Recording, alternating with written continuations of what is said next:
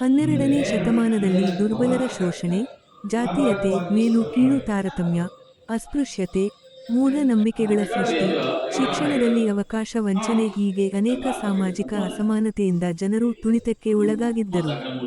ಇದರ ವಿರುದ್ಧ ಧ್ವನಿ ಎತ್ತಿದ ಮಹಾನ ವ್ಯಕ್ತಿಯವರು ಎಂದು ಪುರಸಭೆ ಮುಖ್ಯಾಧಿಕಾರಿ ಸತ್ಯನಾರಾಯಣ ಹೇಳಿದರು.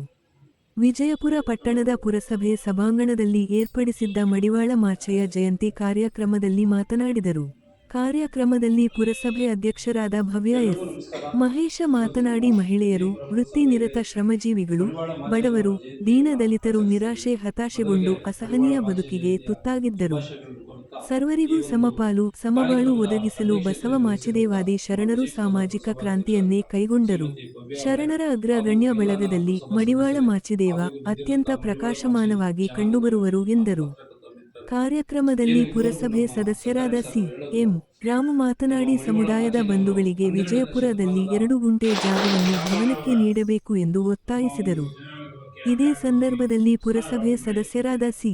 ನಾರಾಯಣಸ್ವಾಮಿ, ರಾಜಣ್ಣ, ನಂದಕುಮಾರ್, ಪುರಸಭೆ ಸಿಬ್ಬಂದಿ ವರ್ಗ ಹಾಗೂ ಸಮುದಾಯದ ಮುಖಂಡರಾದ ಸಂಘದ ಅಧ್ಯಕ್ಷ ನಾರಾಯಣಪ್ಪ, ಉಪಾಧ್ಯಕ್ಷರಾದ N.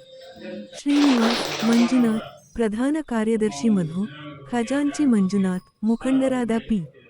Rajanna, Manjunath, Venkatappa, K. Srinivas, Sadashiva, Narayanaswamy, Shekhar, Nagesh, K.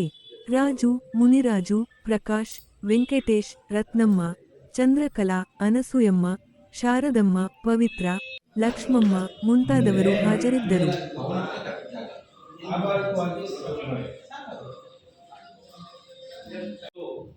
ನಮ್ಮ ದೇಶಕ್ಕೆ ಅಪಾರವಾದ ಕೊಡುಗೆಗಳನ್ನು ನೀಡಿದ್ದಾರೆ. ಯಾಕಂದ್ರೆ ಅವರು ಒಂದು ಜನಾಂಗಕ್ಕೆ ಸೀಮಿತರಾಗಿಲ್ಲ. ಒಂದು ಜನಾಂಗಕ್ಕೆ ಏನಾದರೂ ಸೀಮಿತ ಆಗಿದ್ರೆ ಅವರನ್ನು ಇವತ್ತು ನಮ್ಮ ಇಡೀ ಕರ್ನಾಟಕಾದ್ಯಂತ ನಾವು ಪೂಜೆ ಮಾಡ್ತೀವಿ.